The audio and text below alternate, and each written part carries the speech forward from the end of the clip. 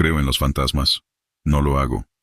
Creo que las personas que afirman haber visto fantasmas querían verlos, y por eso lo hicieron.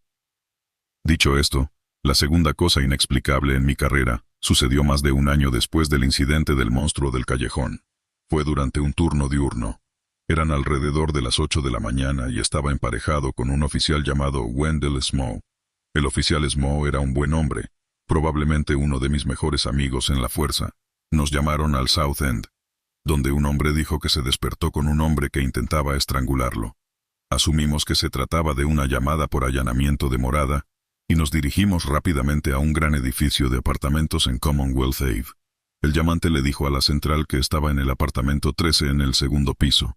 Wendell y yo corrimos hacia el edificio, subiendo las escaleras y gritando, «Policía de Boston», todo el tiempo. Subimos las escaleras y encontramos el apartamento 13. Wendell gritó, «Policía de Boston», y golpeó la puerta con el puño. Cuando no escuchamos nada, le dije a Smough que se apartara y pateé justo debajo del cerrojo, rompiendo la puerta. Registramos la casa y finalmente llegamos al dormitorio, donde un hombre se acurrucaba detrás de su cama. Era un hombre de mediana edad, de unos 46 años. Estaba calvo y llevaba una bata de baño. Wendell mantuvo su arma en alto y preguntó, «¿Es usted el dueño de la casa?» El hombre asintió. «¿El intruso sigue en su casa?» El hombre asintió y señaló al otro lado del pasillo, hacia una habitación con la puerta cerrada. Asentí a Wendell y le dije, «Voy a revisar. Asegúrate de que esté bien y encuéntrame allí». Deslizándome por la pared y manteniendo mi pistola de servicio apuntada hacia la puerta, giré lentamente el pomo de la puerta de la vieja casa. La abrí de golpe y rápidamente. De pie dentro de la habitación, había un hombre con un traje gris de espaldas a mí, mirando por la ventana. Apunté mi pistola de servicio hacia él y grité, «Policía de Boston al suelo». No se movió. Empecé a alcanzar mis esposas con la otra mano. Me acerqué lentamente al sospechoso, quien se dio la vuelta para mirarme. Tropecé hacia atrás. Estaba mirando a Albert DeSalvo, un hombre que murió en 1973, y que también era el estrangulador de Boston. Tenía una extraña sonrisa en su rostro, y cuando recuperé la compostura, desapareció. Como humo disipándose en el aire, simplemente se fue. Wendell, al escuchar mis gritos de hace unos momentos, se unió a mí en esta habitación. Me preguntó qué había pasado y traté de explicarle lo que había sucedido, pero solo me miró como si estuviera loco. No estaba realmente seguro de a quién llamar, pero el departamento de bomberos realizó algunas pruebas y encontraron que había un nivel peligroso de monóxido de carbono en el edificio, por lo que fue evacuado. Eso es lo que todos atribuyeron a mi visión de Albert DeSalvo. Supongo que yo también lo atribuyo a eso. Simplemente se sintió tan real. No estoy seguro de qué creer realmente. He trabajado como oficial correccional durante mucho tiempo. He trabajado en instalaciones en Texas y en Michigan. La prisión más antigua en la que he trabajado recientemente comenzó a cerrar en Michigan, y eso me hizo pensar en todas las experiencias paranormales que he tenido allí, y en otras prisiones donde he trabajado. Me gustaría compartir con todos ustedes algunas de las experiencias paranormales más notables que he tenido mientras trabajaba en estas prisiones. Primero, me gustaría decir que nunca realmente creí en fantasmas antes de comenzar a trabajar como oficial correccional. Empecé trabajando en Texas en una instalación de ingreso. Trabajé turnos nocturnos de 12 horas, de las 6 de la tarde a las 6 de la mañana. La primera experiencia que tuve fue trabajando en una unidad de alojamiento de baja seguridad. Al terminar una ronda, estaba charlando con mi compañero y escuché un fuerte sonido de golpes. Eran alrededor de las 3 de la mañana en ese momento. Ningún prisionero debería estar fuera de sus camas. Le pregunté a mi compañero si sabía qué eran los golpes. Él, siendo un oficial más viejo, me dijo directamente que la unidad en la que estábamos trabajando estaba embrujada. Me dijo que el sonido venía de la puerta de una de las celdas pequeñas y silenciosas, en un pasillo no directamente visible desde la estación del oficial, y sobre cómo un prisionero había muerto en una. Supuestamente, el prisionero murió porque los oficiales que trabajaban allí en ese momento le habían dado una bolsa de comida cuando era hora de almorzar para los prisioneros, y el prisionero se había atragantado con la comida y murió. Realmente no creía que la unidad estuviera embrujada, así que decidí ir a mirar esa puerta. El volumen del sonido aumentó a medida que me acercaba a la puerta. La puerta misma estaba visiblemente temblando como si alguien la estuviera golpeando. No había nada que pudiera estar causando que la puerta temblara de esa manera. Me quedé sin palabras. Más tarde esa noche revisé la puerta de nuevo y había una huella de mano empañada visible en el cristal de la ventana de la puerta. Otra experiencia que tuve fue en la misma instalación, pero en una unidad de alojamiento diferente. Eran alrededor de la 1 o 2 de la mañana y estaba sentado dentro de la estación del oficial, viendo las cámaras y hablando con mi compañero. Miro una de las cámaras y veo claramente a un prisionero sentado en una mesa en la sala común. Giro la cabeza para mirar la sala común y no hay nadie sentado en la mesa que acabo de ver en la cámara. Le pido a mi compañero que vaya a verificarlo porque nadie se supone que debe estar fuera de la cama todavía. Rebobino el tiempo en la cámara para ver si puedo ver a dónde fue el prisionero. El prisionero en la cámara literalmente se desvanece lentamente y desaparece por completo. Mi compañero regresa a la estación del oficial y ambos vemos el video una y otra vez. Más tarde, esa misma noche, durante una de mis rondas, noto un cartel de piso mojado que quedó fuera. Lo devuelvo al armario del portero. Regreso a la estación del oficial y miro hacia donde está el armario del portero y veo el mismo cartel de piso mojado fuera. Le pregunto a mi compañero si está jugando una broma conmigo o algo porque acabo de guardar el cartel, y mi compañero niega haber hecho nada con él. Salgo de nuevo y me aseguro de poner el cartel de nuevo en el armario y cerrar la puerta con llave. Regreso a la estación del oficial y el cartel de piso mojado está ahí mismo, a la vista otra vez. Mi compañero y yo estamos viendo este cartel ahora.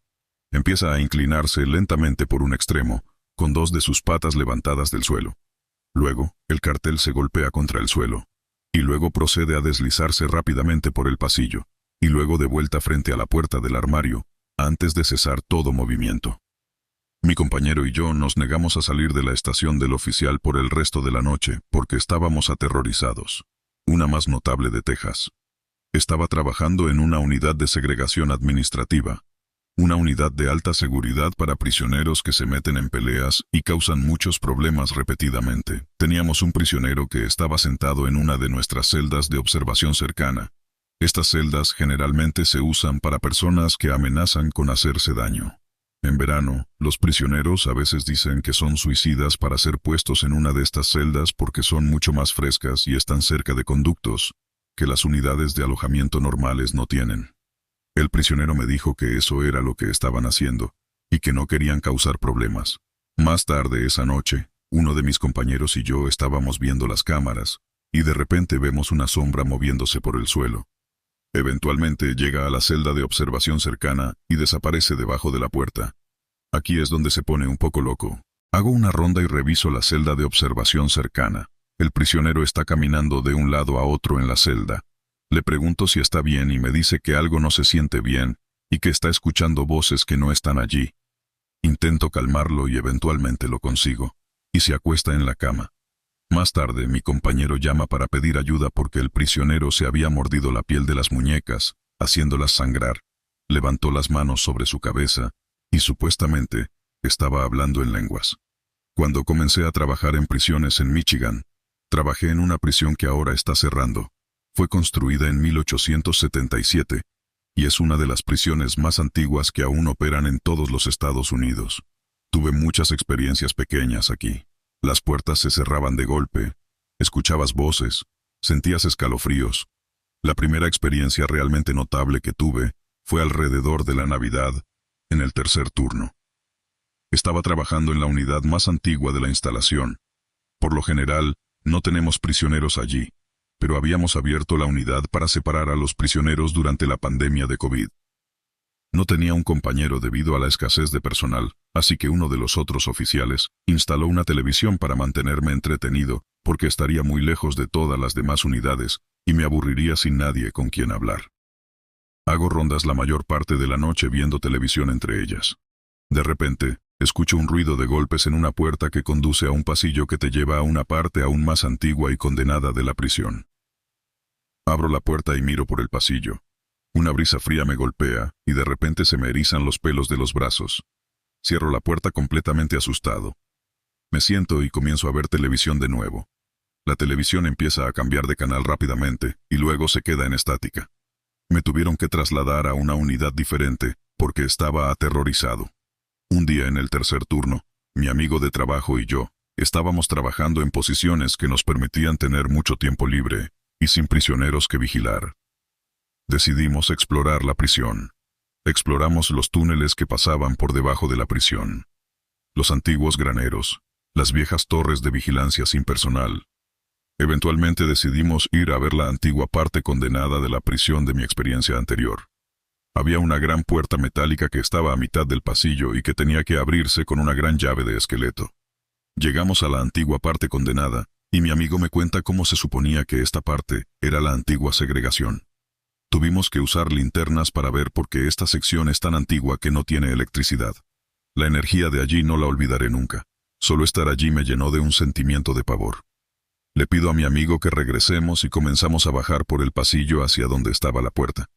La linterna de mi amigo de repente se apaga. Llegamos al pasillo apenas pudiendo ver algo en la casi completa oscuridad. Escuchamos algo corriendo detrás de nosotros, así que también comenzamos a correr por el pasillo. Mi amigo se tropieza con la llave mientras escuchamos que se acerca más. Abrimos la puerta y salimos corriendo de allí. Más tarde noté que mi amigo tenía marcas rojas de garras por todo el brazo. Bueno, eso es todo lo que tengo para ustedes. Espero que disfruten leyendo sobre estas experiencias. Creo que debería comenzar con un poco de información de fondo. Soy un chico de 17 años del Reino Unido, Escocia.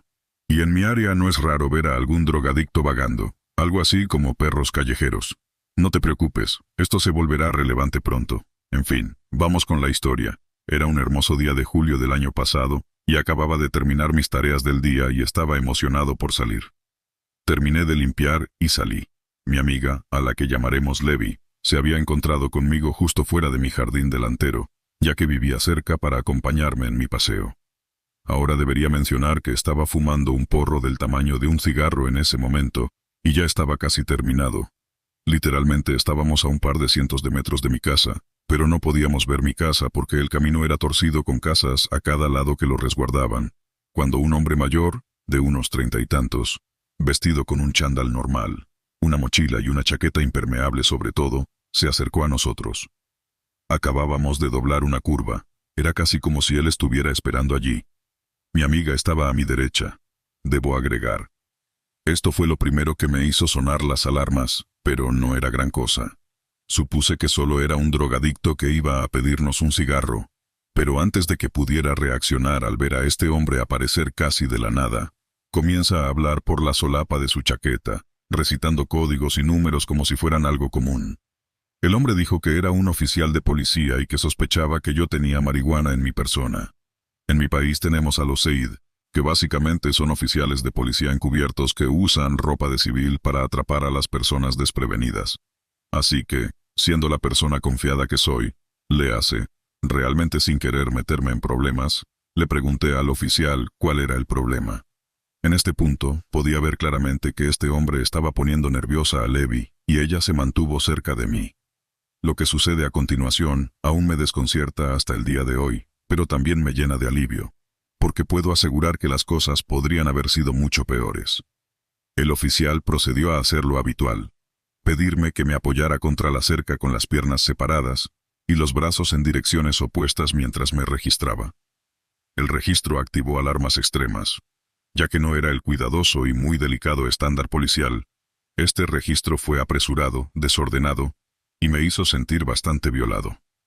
Sabía que necesitábamos salir de allí. El hombre actuaba visiblemente agitado cuando su registro no encontró nada de las drogas que afirmaba que tenía. De repente, las cosas tomaron un giro hacia lo peor. El hombre comenzó a hacer preguntas peculiares, me preguntó mucho sobre drogas, si tenía algo, etc. Luego me pidió que vaciara mis bolsillos, registró mi tabaco, y luego tomó mi teléfono. En este punto, el hombre me empujaba y preguntaba repetidamente con creciente agitación en cada repetición de su pregunta. ¿Dónde escondes tus drogas? En serio, no tenía nada sobre mí. Y este hombre claramente quería algo que yo no tenía. Y sabía que si no hacía algo, él podría actuar de manera violenta, o eso supuse. Miró mi teléfono y luego me miró a mí. Sus ojos eran de un azul cristalino como hielo. En este breve episodio nunca había hecho contacto visual con este tipo, pero al encontrarme con su mirada supe que no estaba bromeando. Me heló la sangre mientras su mirada penetraba en mí. Preguntó si encontraría traficantes de drogas en mi teléfono, lo cual te puedo decir ahora mismo que un oficial de policía no preguntaría. Seguía rechazando, y entonces, tan rápido como comenzó el episodio, terminó. La agresión se convirtió en pánico como si se hubiera activado un interruptor. El hombre me empujó frenéticamente con mi amiga y gritó: «¡Lárguense! ¡Huyan ahora! ¡Salgan de aquí!». Obviamente salimos corriendo y no miramos atrás. Algo que debo mencionar: el hombre no se dirigió a mi amiga en todo momento. Ella quedó en completo shock durante todo esto. Esto ocurrió hace aproximadamente un año. Acababa de salir del trabajo alrededor de las 2 de la mañana, después de un turno de 12 horas. Una de las luces delanteras de mi coche estaba rota. El faro derecho de ese coche siempre se apagaba. Creo que podría haber sido un problema con el fusible o algo así. Lo llevé al mecánico, pero se apagó de nuevo 2 semanas después. Reemplacé la bombilla fusible como en 5 ocasiones distintas, pero seguía apagándose. Era increíblemente frustrante, pero yo sigo siendo un estudiante universitario bastante pobre, así que mis opciones eran limitadas. De todos modos, iba conduciendo por una carretera rural para llegar a casa. Estaba completamente oscuro fuera y estaba rodeado de campos y bastante lejos de cualquier casa o estación de servicio. Mientras conduzo, noto un coche de policía estacionado al borde de la carretera con todas sus luces apagadas. Pienso: «Oh mierda, aquí vamos», porque sé que me van a detener por esa estúpida luz. Las luces delanteras de su coche se encienden y se pone detrás de mí. Unos momentos después, se encienden las luces rojas y azules. Inmediatamente me detengo, preparado para recibir una reprimenda y probablemente una multa por la luz apagada. Apago la radio y bajo la ventana mientras él sale de su coche y se acerca al mío. Se acerca a mi ventana, iluminando mi cara con su linterna mientras me dice que mi luz está apagada. Entrecierro los ojos por la luz brillante y me disculpo, diciendo que la arreglaré lo antes posible. Él ilumina el interior de mi coche, probablemente buscando drogas o armas o lo que sea. Parece estar en sus últimos 20 o principios de 30, muy musculoso con el cabello rubio claro, tal vez de 1.80 metros, y vistiendo un uniforme cuyas mangas se tensan contra sus bíceps. Es atractivo en ese tipo típico de hago mucho ejercicio y uso un montón de gel para el cabello. ¿Licencia y registro?, pregunta. Con manos temblorosas busco nerviosamente en la guantera y saco los documentos requeridos entregándoselos. Él vuelve a su coche y se sube durante unos 5 minutos. Y yo solo rezo para que no me ponga una multa. El deslumbrante reflector se apaga, pero sus luces rojas y azules siguen encendidas. Cuando regresa a la ventana, me devuelve mis papeles y me dice que arregle mi luz lo antes posible, y prometo que lo haré. Luego se agacha y apoya la cabeza en sus brazos en mi ventana, y me pregunta qué estoy haciendo esta noche. No de una manera amigable, tampoco. Todavía con ese tono autoritario que dice que más vale que responda. Estoy un poco sorprendida, ya que pensé que en este punto. También me estoy poniendo un poco nerviosa. Está oscuro, no hay coches ni personas alrededor, y su cara en mi ventana está lo suficientemente cerca de la mía como para que sea incómodo. Miro hacia mi regazo y murmuro que estoy saliendo del trabajo. ¿No vas a alguna fiesta? ¿O vienes de una? Me sonríe con burla. Señalo mi camisa de trabajo y mi placa. No, solo estoy tratando de llegar a casa. Me estoy empezando a molestar. Él ajusta un poco su postura, y su cara está aún más cerca de la mía, tanto que puedo oler su loción para después de afeitar y sentir su aliento sobre mí.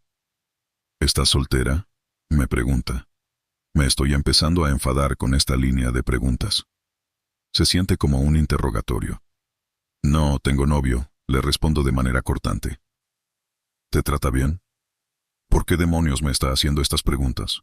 ¿Piensa que estoy siendo físicamente maltratada en casa o algo así? ¿Es este el procedimiento estándar? ¿Qué diablos es esto? Sí, digo entre dientes. ¿Vives con él? ¿Sola? ¿Con tus padres? Vivo con mi novio. ¿Está en casa esta noche? ¿Te espera pronto? No, está fuera de la ciudad. Respondo molesta, sin realmente pensarlo. Él inclina la cabeza hacia un lado, y de repente, mi sentido común me da una bofetada y mi corazón empieza a latir con fuerza. Pero mi hermano mayor está visitando y se queda conmigo. Me espera en casa en cualquier momento. Miento. Me estudia por unos momentos antes de asentir y ponerse de pie. De acuerdo entonces. Que tengas una buena noche y arregla esa luz. Me alejé conduciendo, revisando nerviosamente mi espejo y esperando que no me estuviera siguiendo ni nada. No me dieron una multa, así que no obtuve su nombre ni su número de placa y no lo denuncié. Ni siquiera sabía realmente si esas preguntas justificarían una queja o no. Sin embargo, es interesante que, hablando con una de mis compañeras de trabajo una semana después de que esto sucediera, ella me contó que tuvo una experiencia muy similar unos meses antes. Comparamos descripciones físicas y creemos que era el mismo oficial. Probablemente ha pasado demasiado tiempo para hacer algo al respecto ahora, pero esa es la historia. Siempre que conduzco por ese camino rural por la noche, siempre estoy un poco nerviosa de que me detenga el mismo policía.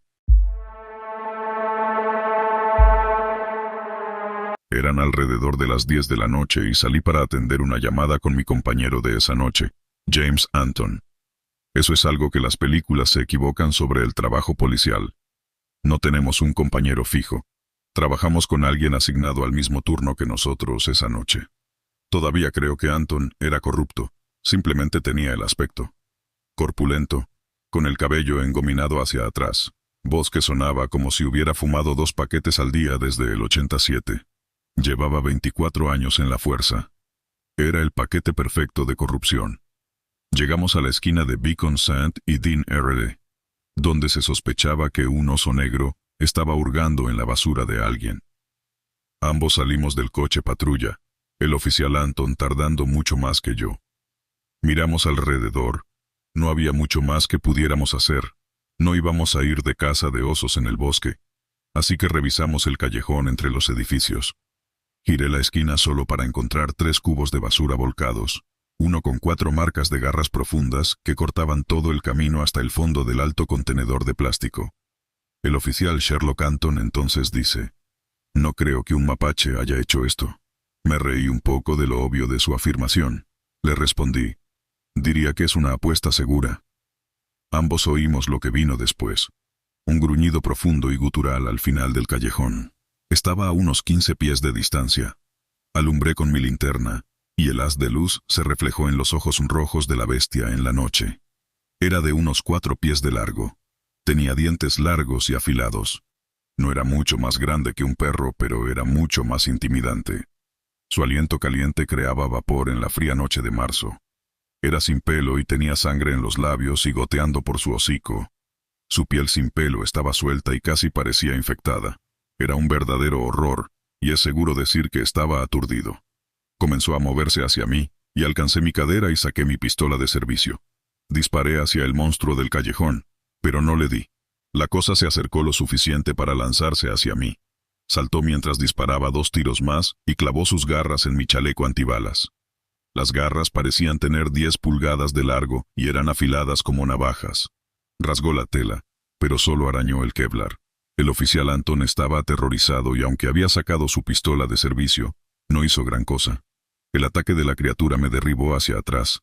Caí al suelo de tierra y pavimento del implacable callejón. El monstruo gruñó una vez más hacia mí y al oficial Panzón antes de desaparecer en la noche. Después de una búsqueda en el área, llamamos a control de animales y les dijimos que había un animal rabioso suelto.